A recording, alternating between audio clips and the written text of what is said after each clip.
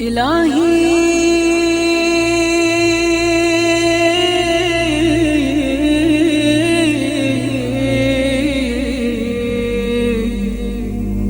إن كان الندم على الذنب توبة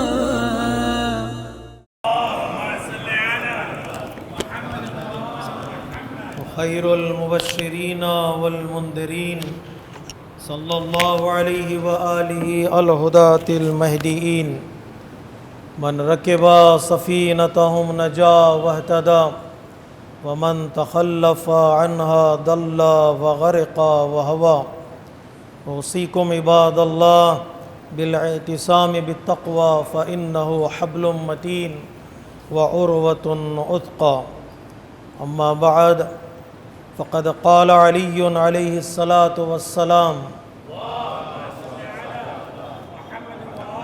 لجابر بن عبد الله الأنصاري يا جابر قوام الدين والدنيا بأربعة عالم مستعمل علمه وجاهل لا يستنكف أن يتعلم وجواد لا يبخل بمعروفه وفقير لا يبيع آخرته بدنياه صدق مولانا امیر المؤمنین علیہ الصلاۃ والسلام۔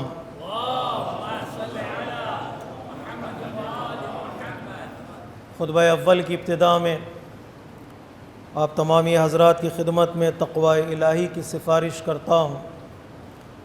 یہی وہ بہترین سفارش ہے جو ایک مسلمان اور ایک مومن دوسرے مسلمان اور مومن کو کر سکتا ہے۔ خطبہ اول میں مولا کائنات کی اس حدیث کا ترجمہ کرنے کی سعادت حاصل کر رہا ہوں، جس میں مولا کائنات نے دنیا اور آخرت کی بقا اور دنیا اور آخرت میں کامیابی کو 4 لوگوں کی محنت اور 4 لوگوں پر منحصر جانا ہے۔ کسی بھی سماج، کسی بھی کمیونٹی کے یہ 4 لوگ، 4 طرح کے لوگ اگر صحیح صراط مستقیم پر رہیں، صحیح راستے پر رہیں، تو دنیا بھی ان کی آباد ہوتی ہے اور آخرت بھی آباد ہوتی ہے۔ مولا کائنات نے ان کو ارکان کے طور پر ذکر کیا ہے، ایلیمنٹس کے طور پر ذکر کیا ہے، جہاں پر کچھ چیزیں دین کی اور کمیونٹی کے پلرز بنتے ہیں، اور کبھی کبھار کچھ پرسنالٹیز بھی کمیونٹی کے پلرز بنتے ہیں، ایلیمنٹس بنتے ہیں۔ ان کے بغیر نہ کوئی سماج آگے بڑھتا ہے اور نہ کوئی دین آگے بڑھتا ہے۔ وہ کون لوگ ہیں جن پر ایک کمیونٹی کا، ایک سوسائٹی کا بوجھ ہے اور وہ اپنے کندھوں پر اٹھائے ہوئے ہیں؟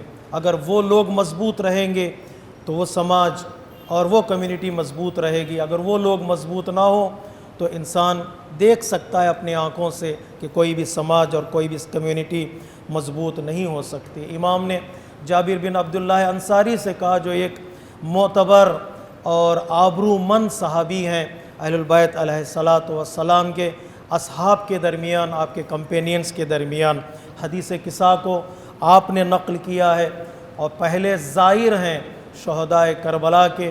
40 کے موقع پر آپ کربلا پہنچے تھے۔ سب سے بڑا آپ کا شرف، آپ پیغمبر اسلام کے سلام کو اٹھائے ہوئے تھے سالوں 5ویں امام کی خدمت میں پہنچانے کے لیے، اور یہ سلام نے آپ کو حیات بھی دی، آپ کو طولانی عمر بھی عطا کی، اور آپ نے اس کو بطور امانت پیغمبر اسلام کی 5ویں امام کے حوالے کیا، اور یہ امین سلام پیغمبر اسلام ختمی مرتبت حضرت محمد مصطفیٰ صلی اللہ علیہ وآلہ وسلم۔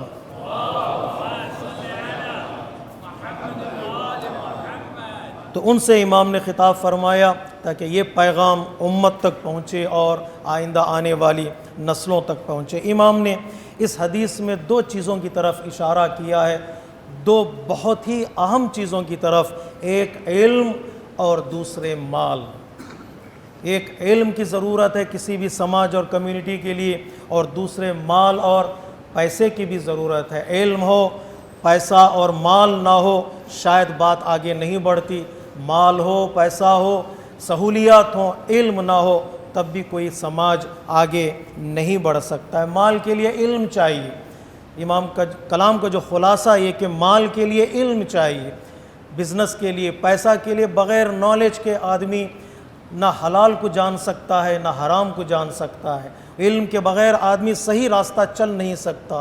مال کو علم کی اشد ضرورت ہے، چاہے اصول فقہ ہو یا فقہ ہو یا شاید دنیاوی اعتبار سے جو کام انسان کرنے جا رہا ہے اس کے پاس نالج کا ہونا بہت ضروری ہے، ورنہ انسان نقصان میں رہے گا، انسان دھوکہ کھائے گا۔ مولا کائنات نہج البلاغہ میں فرماتے ہیں بغیر فقہ کے، بغیر یہ جانے کہ کون سی چیز حلال ہے اور کون سی چیز حرام ہے، انسان بزنس شروع کرے، ممکن ہے وہ اس بزنس میں حرام میں مبتلا ہو سکتا ہے۔ مقدماتی طور پر ان چیزوں کا ایک بزنس مین کے لیے، ایک پیسہ کمانے والے کے لیے ضروری ہے جن چیزوں کی اسے ضرورت پڑتی ہے جب وہ بزنس اسٹارٹ کرتا ہے۔ ضروری نہیں ہے کہ ساری توضیح المسائل انسان میمورائز کر لے، کہے کہ میں مقلد ہوں آغا کا تو مجھے حفظ کرنی ہے، نہیں۔ جن چیزوں کی انسان کو اشد ضرورت پڑتی ہے ان چیزوں کو جاننا انسان کے لیے ضروری ہے، کہیں ایسا نہ ہو انسان حرام میں مبتلا ہو جائے۔ مال کے لیے علم کی ضرورت ہے، ہاں علم کے لیے مال کی ضرورت ہے۔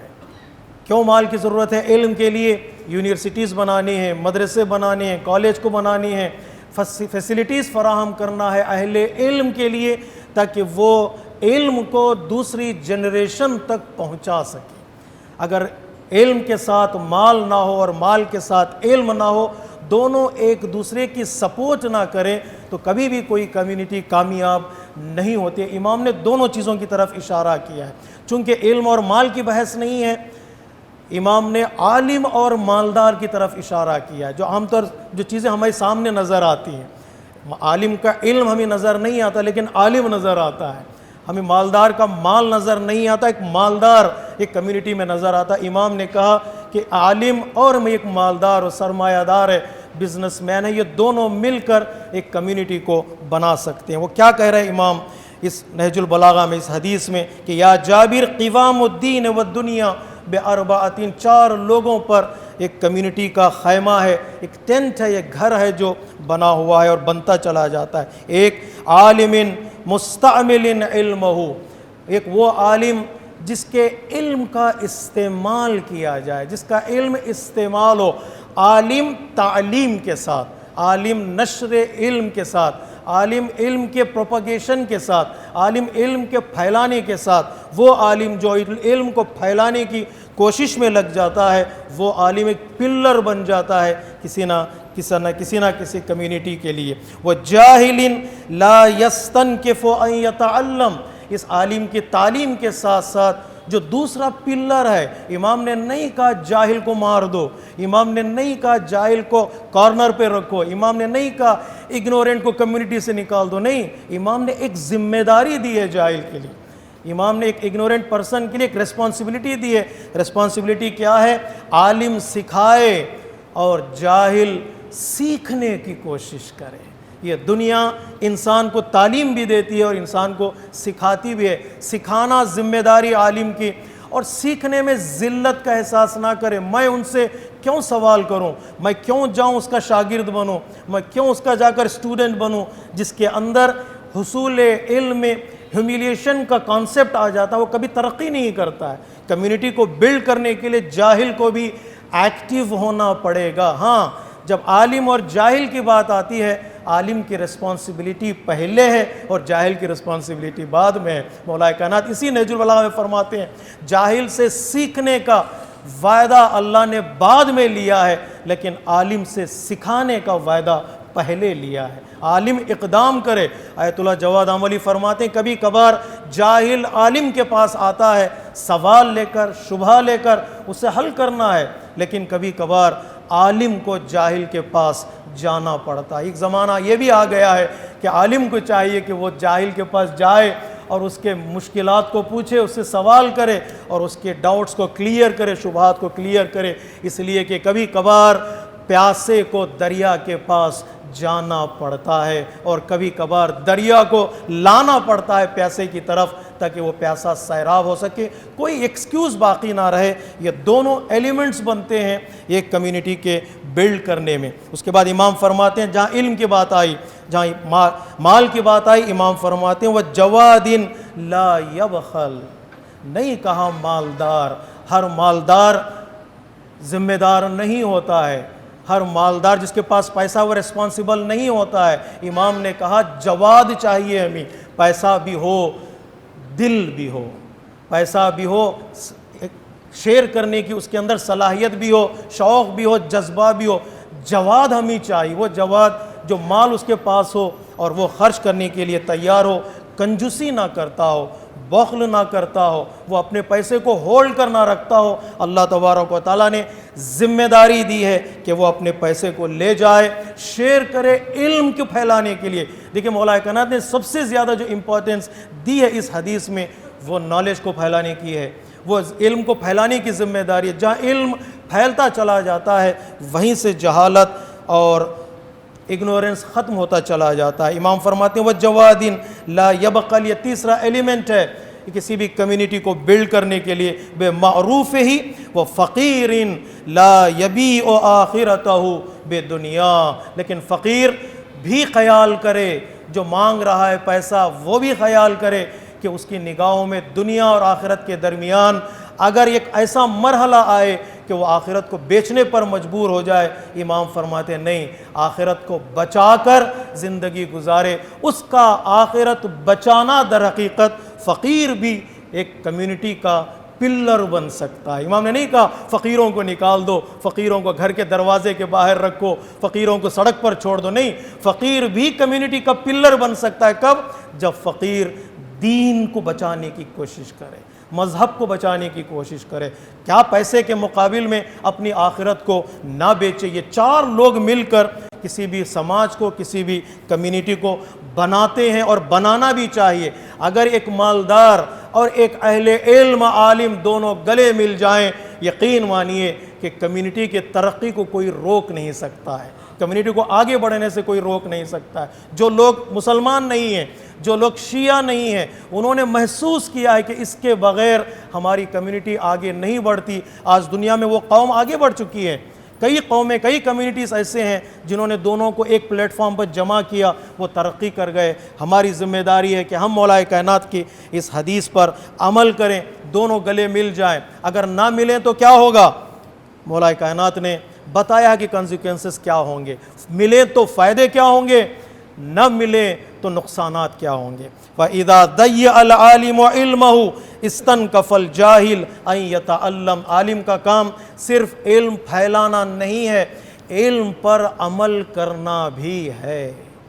اگر عالم، اگر جانکار، اگر جاننے والا، انفارمیشن رکھنے والا، نالج رکھنے والا اگر گمراہ ہو جائے، ڈیویٹ ہو جائے، عمل نہ کرے، ہدایت کی طرف نہ لائے، لوگوں کو خود ہدایت کی طرف نہ لے کر آئے، تو جاہل سیکھنے سے پرہیز کرے گا، وہ بھاگ جائے گا دین چھوڑ کر، وہ بھاگ جائے گا یونیورسٹی چھوڑ کر، وہ بھاگ جائے گا مدرسہ چھوڑ کر۔ اگر علم خود عالم کو فائدہ نہ پہنچائے تو پھر وہ دوسرے لوگوں کو فائدہ نہیں پہنچا سکتا۔ تو جاہل یہ دیکھتا ہے عالم کے ہر ایکشن کو، ہر ڈیٹ کو دیکھتا ہے۔ اگر ڈاکٹر خود گندا پانی پینے لگے تو کوئی بیمار اس کے پاس نہیں جائے گا۔ اگر انجینئر خود ایسا پلان بنائے جس سے گھر گرنے لگے تو کوئی انسان اس کے پاس نہیں جائے گا۔ اگر عالم کو دیکھے انسان جو مذہبی علم رکھنے والا ہے، وہ خود عمل کی طرف نہ آئے، سجدے کے وقت سجدہ نہ کرے، قیام کے وقت قیام نہ کرے، تو اس عالم کے قریب کوئی جاہل نہیں آئے گا۔ نہیں آئے گا تو نہیں آئے گا، وہ سیکھنے کی کوشش بھی نہیں کرے گا، بلکہ علم اور دین سے بیزار ہو جائے گا، علم اور دین سے دور بھاگنے لگے گا۔ امام فرماتے ہیں احتیاط کرو، علم کو پروپیگیٹ کرو، علم کو پھیلاؤ، نشر علم تمہاری ذمہ داری ہے، لیکن اس سے بڑھ کر عمل بے علم تمہاری ذمہ داری ہے۔ اس لیے ہمارے اور آپ کے چھٹے امام، امام جعفر صادق علیہ السلام نے ارشاد فرمایا،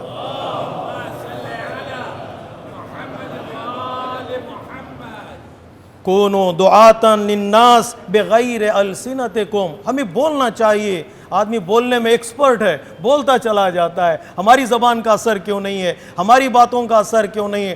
بولنے سے زیادہ امام فرماتے ہیں تمہارا عمل تبلیغ کرے، تمہارا ایکشن لوگوں کے درمیان معتبر ہو، تمہارے ایکشن کو دیکھ کر لوگ فالو کرتے ہیں، تمہاری زبان اور تمہارے الفاظ کو دیکھ کر نہیں۔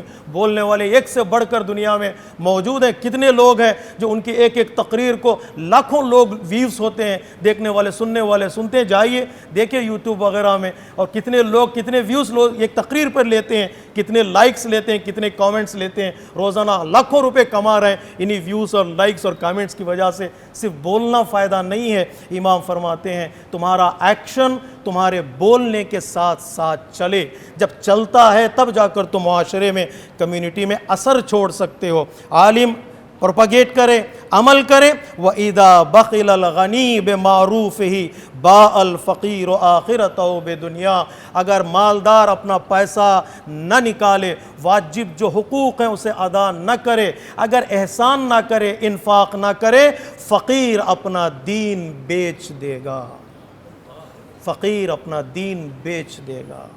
اگر فقیر دین بیچ رہا ہے، اس کا مطلب یہ ہے کہ اس کا حق اسے نہیں دیا جا رہا ہے، اس کا حق اسے نہیں دیا جا رہا ہے۔ اللہ جب کسی کو فیسیلیٹیز دیتا ہے، نعمتیں دیتا ہے، بلیسنگز دیتا ہے، تو وہ اس کے بلیسنگز کا اثر بھی دیکھنا چاہتا ہے، اثر اس کی زندگی میں، اثر کمیونٹی میں دیکھنا چاہتا ہے۔ اس کی زندگی میں کیا ہے؟ اللہ نے پیسہ دیا ہے، اللہ نے سہولتیں دی ہیں، اللہ نے بلیسنگز دی ہیں، میری زندگی بھی چینج ہو، میرے گھر والے بھی اچھی زندگی گزاریں، میرے بچے بھی اچھی زندگی گزاریں، میرے انڈیویجول لائف میں بھی اس کا اثر دکھنا چاہیے، اور کمیونٹی میں بھی اس کا اثر دکھنا چاہیے۔ انسان اپنے ہاتھوں کو کھولے ان لوگوں کے لیے جو مجبور ہیں، جو نیڈی ہیں، جو محتاج ہیں، مستحق ہیں، ہماری مدد کے مستحق ہیں۔ اللہ تبارک و تعالیٰ نے سسٹم ہی ایسا بنایا ہے کہ جو ایک آدمی جس کے پاس سہولت ہے وہ شیئر کرے اپنی سہولتوں کو دوسروں کے لیے، ایک نظام ایسا ہے، ہم اس کو توسل کا نام دے سکتے ہیں۔ اللہ تبارک و تعالیٰ نے سورہ یاسین میں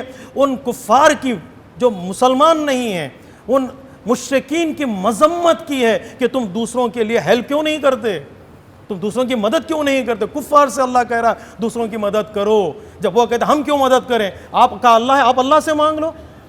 کفار کا جواب ہے یہ، آپ کا اللہ ہے، اللہ اگر اللہ آپ کو چاہتا تو آپ کو بھی دیتا تھا۔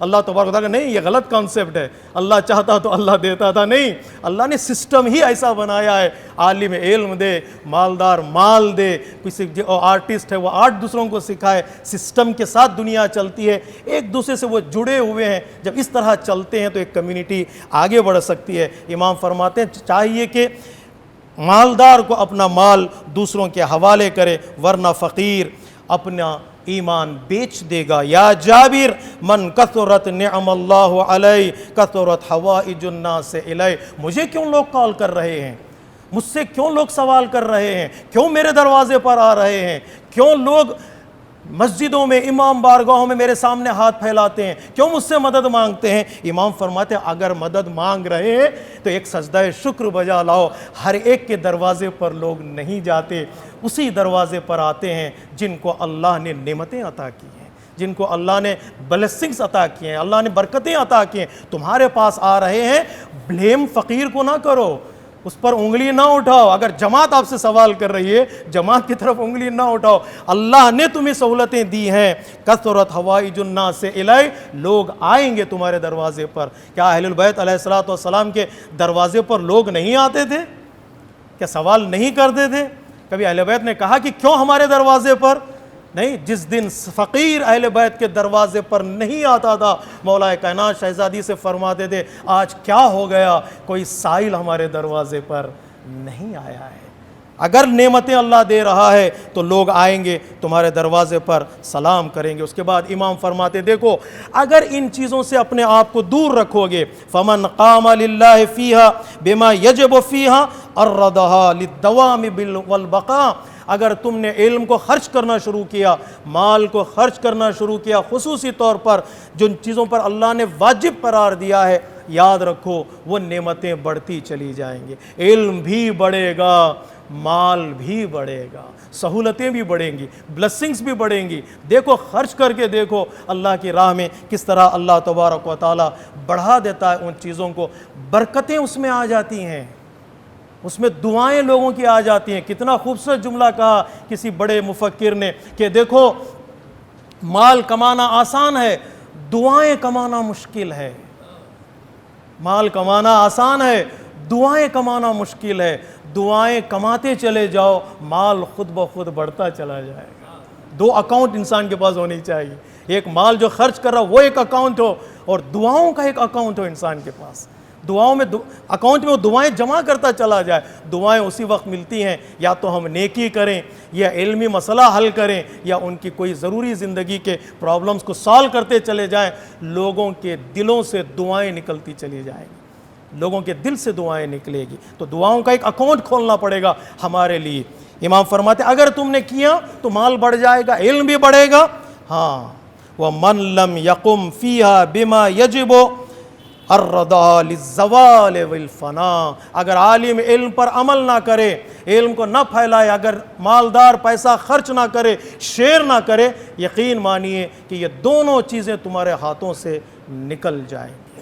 علم کا بوجھ کندھوں پر اٹھاتے رہے، حساب دگنا دینا پڑے گا. مال جمع کرتے رہے، حساب ڈبل تمہیں دینا پڑے گا. نہ تمہارے لیے علم کام آئے گا اور نہ ہی تمہارے لیے مال کام آئے گا. اسی لیے امام حسین علیہ الصلاۃ والسلام فرماتے وَاعْلَمُوا أَنَّ حَوَائِجَ النَّاسِ إِلَيْكُمْ مِن نِعَمِ اللَّهِ عَلَيْكُمْ. لوگوں کا تمہارے دروازے پر آنا بھی تمہارے لیے اللہ کی ایک نعمت ہے. One of the blessings of Allah تبارک و تعالیٰ کہ لوگ آ رہے ہیں تم سے سوال کر رہے ہیں. فلا تمل النعم فتحور نقمہ. کہیں ایسا نہ ہو کسی فقیر کو، کسی مسکین کو طرد کر کے، رد کر کے، نیگلیکٹ کر کے اس نعمت کو عذاب میں مت بدلو. اس لیے کہ نعمتیں ٹکتی ہیں انسان کی جب وہ انسان نعمتوں کا حق ادا کرتا ہے. اللہ تبارک و تعالی ہم سب کو توفیق دے علم کی نعمت کو اور مال کی نعمت کو بنحو احسن ادا کرتے چلے جائیں تاکہ ہمارا فائدہ ہو اور ہماری کمیونٹی کا فائدہ ہو. وہ پلر بن کر ہم کمیونٹی میں زندگی گزار سکتے ہیں. ان احسن الحدیث و ابلغ الموعظہ کتاب اللہ. بسم اللہ الرحمن الرحیم. والعصر ان الانسان لفی خسر الا الذین آمنوا وعملوا الصالحات وتواصوا بالحق وتواصوا بالصبر.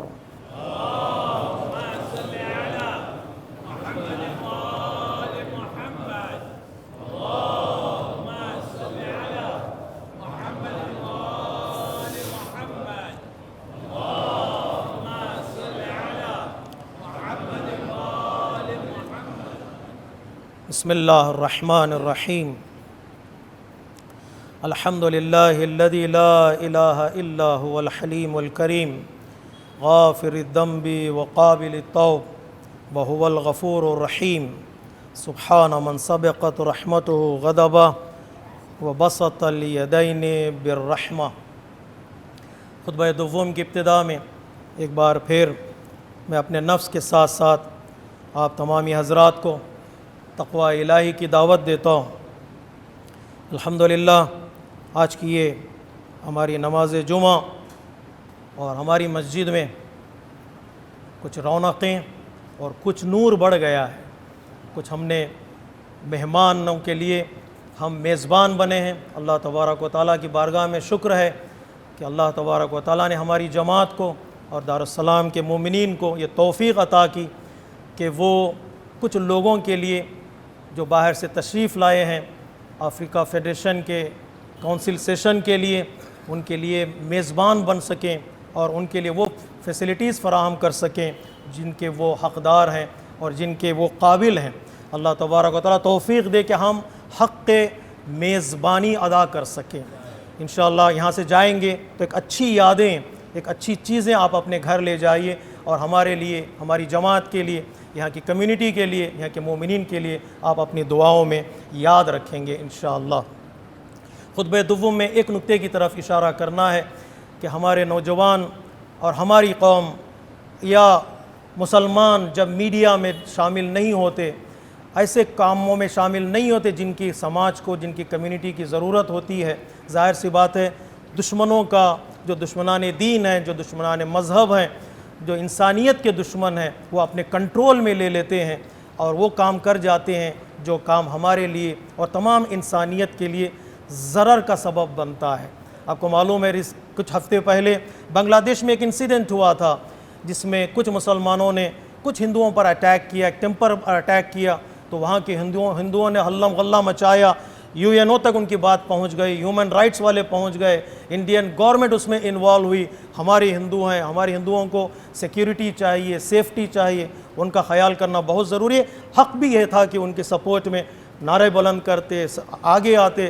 بنگلہ دیشی گورنمنٹ نے اقدامات کیے، 2-4 دن کے اندر فسادات ختم ہو گئے، نارملائز ہو گئی کمیونٹی، لوگ آرام سے زندگی گزارنے لگے۔ رپورٹ جو آئی وہ اچھی رپورٹ آئی کہ ایک دوسرے کے گلے ملنے لگے، مٹھائیاں بانٹنے لگے، لیکن افسوس ہے کہ اسی کا بدلہ، اس کا ریونج لینے کے لیے اس کے بارڈر، بنگلہ دیش کے بارڈر میں جو ایک شہر ہے، اسٹیٹ کے طور پر اسے مانا جاتا ہے، تریپورہ میں مسلمانوں کا 8-10 دن سے مسلسل قتل عام ہو رہا ہے۔ 10 سے 12 مسجدوں کو دن دہاڑے آگ لگا دی گئی۔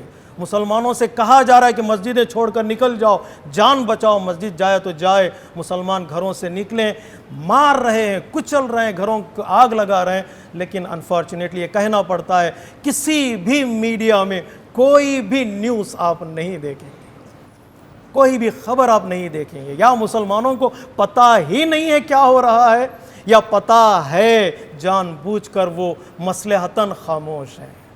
کہاں گئے بولنے والے؟ کہاں گئے چلانے والے؟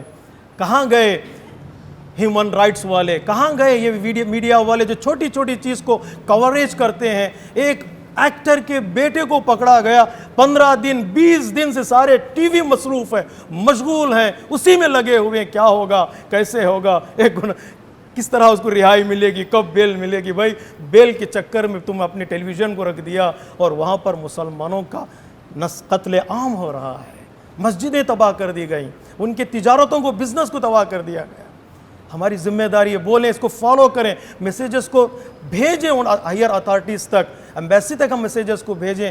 ہم کہیں بھی ہو، چاہے ہندو یا مسلم ہو، بے گناہ جو بھی قتل ہوتا ہے، کربلا والے اسے برداشت نہیں کرتے، کربلا والے اس کے خلاف آواز بلند کرتے، ظلم کے خلاف آواز بلند کرنا ہمارا کام ہے۔ ایک سیاسی طریقہ اپنایا جا رہا ہے کہ اگر کہیں میڈیا کو بند کر کے، تمام دروازے بند کر کے مار دیا جائے، کسی کو پتہ چلے گا، ایسا نہیں ہے۔ خون کا اپنا ایک رنگ ہوتا ہے، بلڈ کا اپنا ایک کلر ہوتا ہے، آج نہیں تو کل جہاں بھی ظلم ہوگا وہ خون خود بتائے گا کہ یہاں پر خون بہایا گیا ہے، ایک مظلوم کا خون بہایا گیا ہے۔ میں نے بارہا کہا ہے، کربلا میں ہمارا کوئی رپورٹر نہیں تھا، لیکن حسین کے خون نے خود بتایا کہ حسین کے خون کو وہاں بہایا گیا ہے، حسین کے خون کو ناحق بہایا گیا۔ مظلوم کا خون پکار کر کہے گا۔ ہماری ذمہ داری بنتی ہے ہم جاگیں، ہوشیار رہیں۔ دشمن بہت چالاک ہے، دشمن کے پلاننگ، پرفیکٹ پلاننگ ہے، 20 سال 15 سال پہلے سے پلان کر کے وہ کوئی انسیڈنٹ کو اٹھا کر لے آتے ہیں، اس کے سائے میں وہ کئی لوگوں کو مار دیتے ہیں۔ اس کی طرف امام خمینی علیہ الرحمہ نے کہا تھا، ہم اس میں لڑتے رہ گئے، نماز میں ہاتھ باندھیں کہ نماز میں ہاتھ کھلے رکھیں، لوگ ہمارے ہاتھوں کو کاٹنے میں مصروف ہو گئے۔ جب ہاتھ ہی نہیں رہیں گے تو باندھنا کیا، کھلا رکھنا کیا ہے؟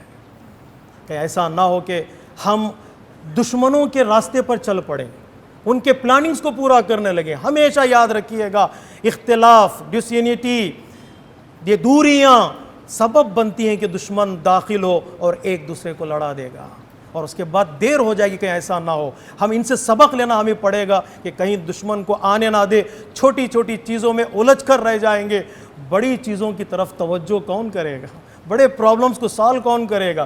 گھریلو مسائل، کمیونٹی کے مسائل کو آپس میں مل کر اس طرح حل کریں کہ دشمن نا امید ہو، دشمن مایوس ہو، اسے سوچنے پر اسے مجبور نہ کر دیں کہ وہ 20 سال کے بعد کا جو پلان بنا رہا ہے ہم 50 سال کا پلان بنا رہے ہیں بعد میں۔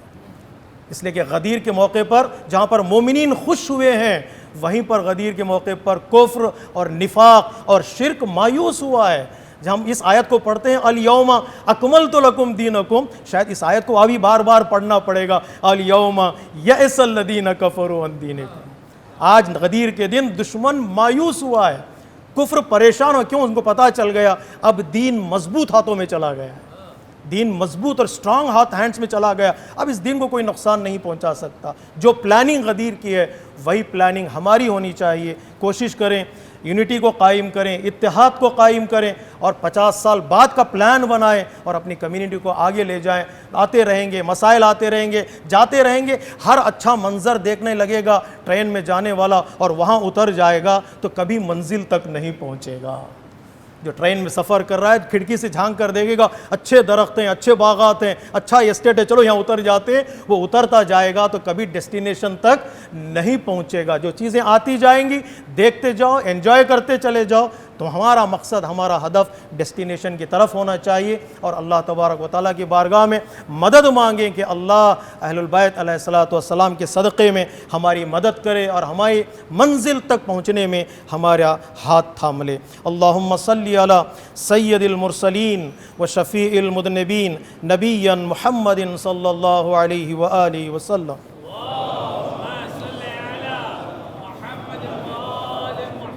وعلى إمام المسلمين وقائد الغر المحجلين أمير المؤمنين علي بن أبي طالب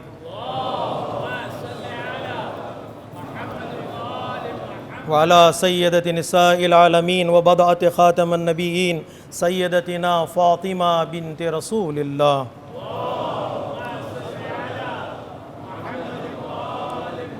وعلى الحسن المجتبى والحسين الشهيد بكربلاء سيداي شباب أهل الجنة